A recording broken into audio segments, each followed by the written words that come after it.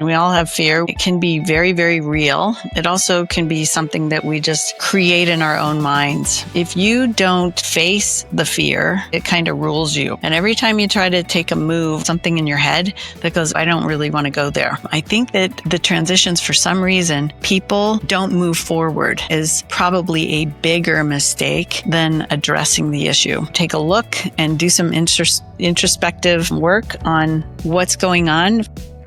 Welcome to the Business Transition Roadmap. My name is Elizabeth Ledoux, and through my years, I have seen how communities thrive when business succession and transition are done well. Me and my team at the Transition Strategists have been helping business owners develop and implement transition strategies for over 30 years. And on this show, we want to help you by giving you the roadmap to a healthy business transition. Let's get started. Hi, everyone, and welcome back to the Business Transition Roadmap. I'm Elizabeth Ledoux, and I'm so excited to be here with you today. The focus of our topic today is on fear. I've been doing some thinking about fear and a little bit of research about fear. And I've also been working with quite a few clients lately and just watching what's happening in these clients' lives and what's keeping them from coming together, what's keeping them from moving forward, and what's keeping them, in essence, stuck or staying. They may not even seem or feel like they're stuck, but just what's keeping them where they are today, where they're unwilling to move forward. So if you're a business owner or you're a successor who is considering going through a transition, whether it's coming into the business as a successor or as an owner founder leaving the business, I invite you today to we're going to reflect a little bit on our fears and do a little bit of a deep dive into that. So what I see with regard to fear is, one, we all have it. And we all have fear. We get up every day and we have fear of maybe something happening or something that we're worried about. Fear is interesting. It can be very, very real. It also can be something that we just create in our own minds, something that maybe has happened to us in the past that we're worried will happen to us again. And we're seeing some of the same patterns coming together. Or it could even be something that we're about ready to do that we've never done before, and the future looks a little unclear or a little murky. So a thought is that maybe you're not staying in this position or stuck because you lack a strategy, because you may have something in your head or something in your heart that you go, well, it probably would work, that strategy, but potentially it's because of fear. And one thing that happens though is if we can understand our fears and if we can look at our mindsets, which are our beliefs or our feelings about what is true or what could be true, then what we're able to do is move forward with clarity and with confidence, and we're able to see what might happen to us in the future a little bit more clearly. So when you look at this, whether you're a founder or a next generation leader or thinking about transitioning, typically this transition stirs up fear. And one of the things that we found, or a belief that I have, is that if you don't face the fear, if you don't face this challenge, then basically it kind of rules you. It'll be a barrier that you will have and you'll know it's there. And every time you try to take a move or make a forward movement with your transition, there'll be something in your heart or something in your head that goes, ooh, I don't really want to go there. So when you think about transition, some of the most common ones we hear, and I'm sure you've thought of them also, is just like, hey, I don't know what I'm going to do when I get done with this business. I don't know how I will be fulfilled. I don't know how I'll make money. So maybe I will or I won't have enough money to live the life that I want. Maybe there's a fear of not being able to take care of people. some of the most common ones and some of the hidden fears that we see is a fear of loss. So if you're like, oh, I don't know what I'm going to do when I get done with this business and I'm not sure I'll be fulfilled, go deeper than that. What's underlying that? So, is there a fear of not having passion in your life, which would be a fear of loss of something? Is there a fear that maybe you will lose some of your identity? Is there a fear that you'll lose control? Is there a fear that you might not be relevant anymore in life and in the world, just because you're not a part of this business anymore? Is there a fear of another one? Is there a fear of maybe not being good enough? So you're not ready or willing to leave yet, even though you might have enough money in the bank to do it, or with a good sale of the business, good transaction, you would have enough. But is there a fear of maybe not being good enough? If you're comparing yourself, because comparison is the thief of joy. So are you fearful that you might not be good enough, that you're going to give up the opportunity to keep working and keep trying for that? Because we all have that imposter syndrome a little bit. There could be a big fear of conflict. And if you really name that conflict, or what is that? Where is that conflict? And I'm going to give you some of my thoughts on my current clients. And that fear of conflict is present in all of them. In each and every one of them right now. Then what about the fear of regret? So if we dive deeper into, hey, I don't know what I'm going to do when I get done, or I don't know if the business is going to be okay, or I'm unsure if I'll have, the life and the money that I need. If you dive deeper, is it loss? Is it not being good enough? Is it conflict that might come about? Is it regret? The idea that you made the wrong move. You got out too soon. Maybe it could even be that there's some regret because you got out too late, just because you didn't have a strategy in place to make it happen. So what's the cost of staying stuck? Procrastination, really interesting. We do it with estate planning. That is very, very common. Sometimes we do it with buying insurance. Like, yeah, I'm healthy. I don't need insurance right now. It's okay. We do it with business transition. And many times we make delayed decisions. So we don't want to paint the picture of what it looks like maybe 10 years ahead, especially if we're a little bit older. And I did a different podcast a while back on the idea of 10-year thinking, because 10-year thinking is very, very, very positive in an entrepreneur's life. It's unique that an entrepreneur can do that. And it's very positive to have a 10-year vision, a personal 10-year vision, not one just for your business, but one for you personally. So, but as we get older, it's harder to say, hey, I'm 65, I'm going to have a 10-year vision of 75. And my vision may or may not include how I'm currently working today. It likely won't include, if you're going between 65 and 75, you may not want to be working in the same way. You might still be engaged in the business, however, or you may not.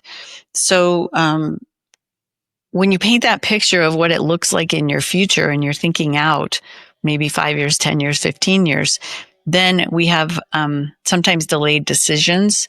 Sometimes it's like silent resentment between generations. Like, hey, when are you going to leave so I can come in and take over? Sometimes it's a missed opportunity. So the cost of staying stuck and not moving forward and having this fear actually kind of control you or own you is that you might have a missed opportunity to prepare your successors. So thinking along those lines, what's the cost there of keeping the control and keeping your role and keeping your position and not mentoring someone early enough so that they can grow and develop? And then there's isolation. So isolation because you're trying to potentially make these decisions by yourself. That is also fear. Not wanting to let somebody in to have a conversation. Why? I'm going to give you some examples because I told you I would. We have clients right now who, they've been managing the business. They've been doing a good job. They've kept it in business for years. And instead of knowing and seeing what they have done and the value that they've provided, what they're doing is looking at their financials and looking at their decisions in the rearview mirror and saying, oh my gosh, I don't want anybody to know that I made that decision. I don't want anybody to know that we lost money that year and we lost that much. I don't want anybody to know that I've been paying for someone's car or someone's cell phone or that you've been paying somebody potentially for something that maybe you did out of your heart, but it may not have been like the best business decision. So we have all these business decisions that it'd be nice if we could just keep those skeletons in the closet and just leave them there. It's the perfect place for them because we don't want anybody to know. And we've been able to keep those secrets and keep doing it our way for many, many years. So the idea of isolation, because as you get further down the road, isolation doesn't work. You cannot go through a transition without having at least two people. You've got to have one transitioning and you've got to have another coming in and being your successor. And if the successor comes in with limited information, I know that you can imagine what it would be like. Imagine, which is a true story. Imagine what it would be like to be the son of a father. You're willing to come in and work in the business. Your dad's still there. And he has such a tight rein on the financials of the business. Now, you're CEO, right? You're president of this company. You're making the decisions and you're running it all and making all of the decisions in a vacuum with no financial information. The only thing that this president CEO knows, the only thing that he knows is how much revenue. No idea on cost of goods sold, no idea on gross margin, no idea on any of the expenses. Why? Because one, the owner may like control. That could be a fear, not wanting to let go of the money strings. But two, skeletons in the closet, a fear of somebody finding out and then a relationship outside of him being shifted or changed because of inequality and lack of fairness. Now, all of those decisions, all that stuff is water under the bridge. It's all done. Might be okay for you to hang on like that and hang on until you are no longer on the planet, until you're gone. But by keeping those fears in place, it keeps you stuck in this example that I gave you. And it's a real story. So it keeps you stuck where you are. You live with that fear and anxiety, hoping nobody finds out until you're gone. And then when you're gone, it's like, well, it won't be my problem. However, if you are an entrepreneur that likes to put people first, you really kind of have an obligation, and maybe it might be healthy for you and for others for you to kind of unpack some of those skeletons in the closet and unpack some of these things that are in your heart and your mind and start to really engage and be brave to address some of this stuff.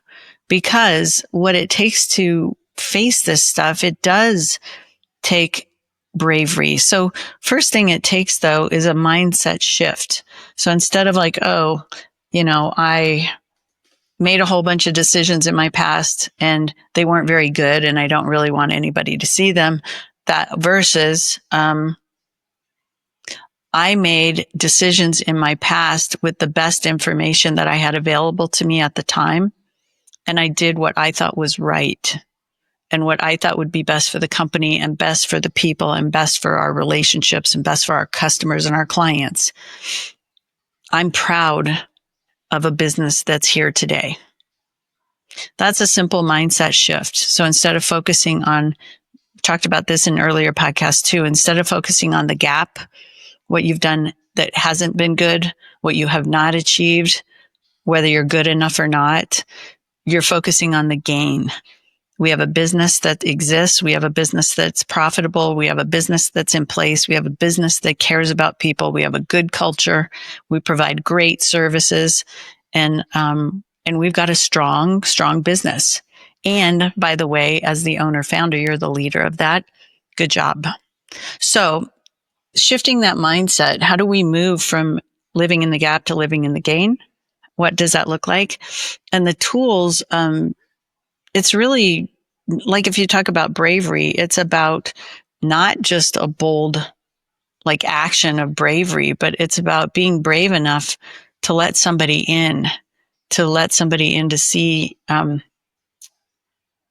your challenges, to see your faults, to see your weaknesses, to see what you've done well, to see what you haven't done well, to see the lessons learned, right? The lessons learned, they don't always come from the best times. They typically come from our struggles. And those struggles are what we need to share with our successors, because that's the meat. That's the good stuff that's really going to help them get through their hard times as they encounter them along the way. So bravery to listen, bravery to share. Thinking, what about, thinking, emotional awareness, how you're showing up. Just confidence is a way to tackle some of this stuff. Conviction, maybe anchoring in what really matters most.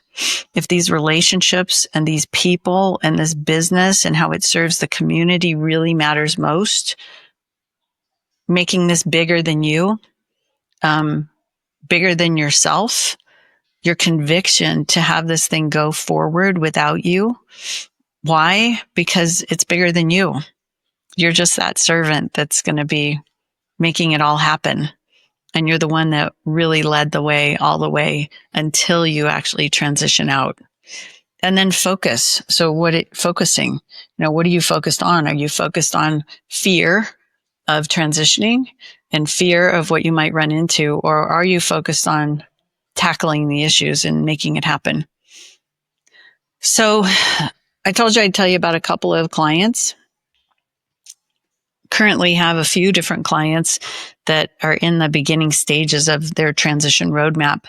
And so their transition roadmap, when we do a transition roadmap, we start with some pre-work, and we start with each individual person figuring out who's going to be a participant, successors, transitioners.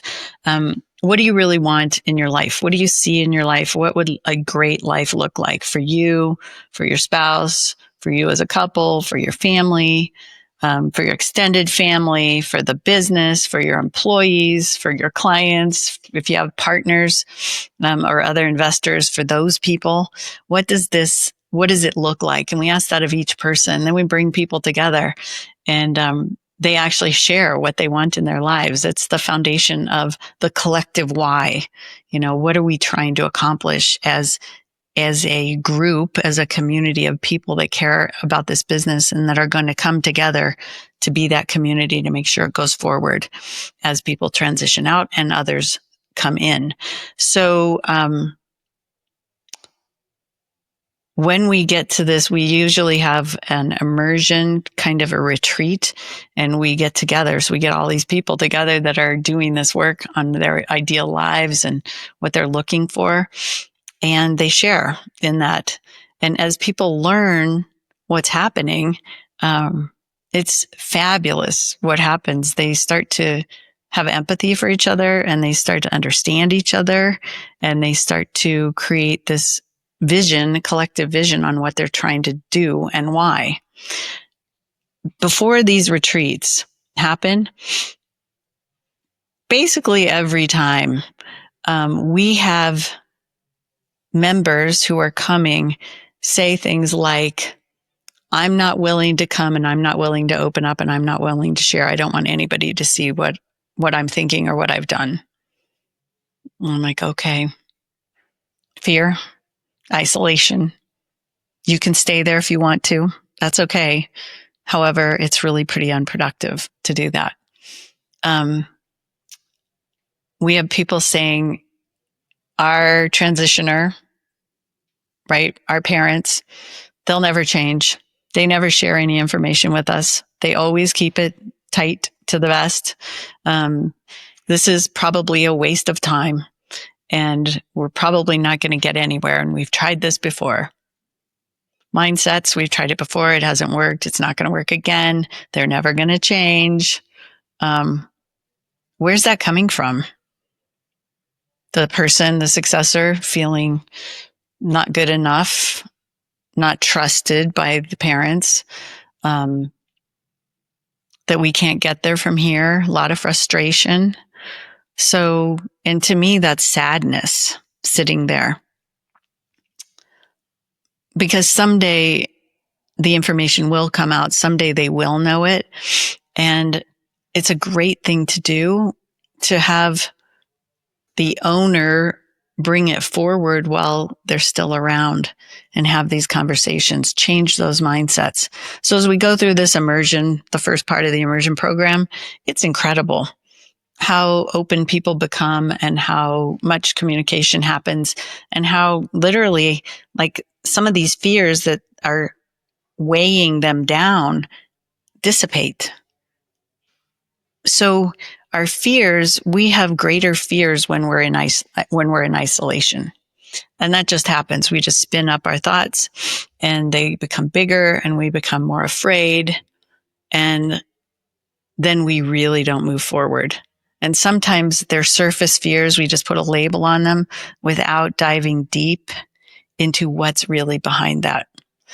So as we wrap up this podcast, I just want to invite you to reflect, and invite you to look at your fears and look at what's really keeping you from moving forward, and look at what's keeping you from trusting and what's keeping you from doing what you've always done. If you're an entrepreneur, you don't let things stand in your way.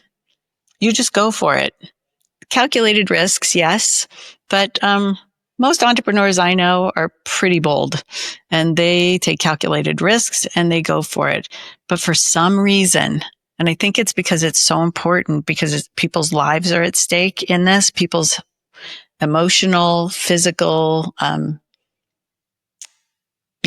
spiritual beliefs or spiritual well-beings, they're at risk when you go through these transitions. So I think that the transitions, for some reason, people don't move forward, and not moving forward, just to me, is probably a bigger mistake than addressing the issue.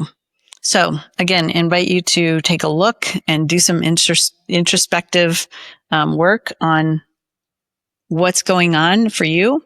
And then I always want to invite you, we're into our Evolve program, named for a reason. We're trying to help people evolve from where they are today in their thinking to where they want to be in their thinking. And Evolve has the immersion program in it as the beginning spot, and it also has some implementation work. So invite you to take a look at that. We're here to always help people move forward, because, my personal mission is to help people live their best lives, and we don't live our best lives when we're fearful and not moving forward. I'll see you next time. Thank you so much for listening to this episode of the Business Transition Roadmap. If you're ready to start shaping your own transition strategy, which I'm really hoping that you are, our team at the Transition Strategists would love to offer you a free discovery strategy session where you can explore what might be good for you and just some new ideas. We've got a new perspective and a new approach with people first. And a lot of what we talk about, nobody has ever really done before. So I want to encourage you to think about that and to go to transitionstrategist.com/discovery to schedule your call if you are even curious. It's free, no pressure. We'd love to talk to you. And by the way, if you're a successor or if you've got one in your business, you'll also want to check out for sure Your Next Gen Friend, A Successor's Guide to Business Transition. It's a podcast that's hosted by my successor, Andrea Carpenter. She's incredible. And this one is specifically designed for rising leaders in family businesses. So thanks again for listening. I'll see you next time on the Business Transition Roadmap.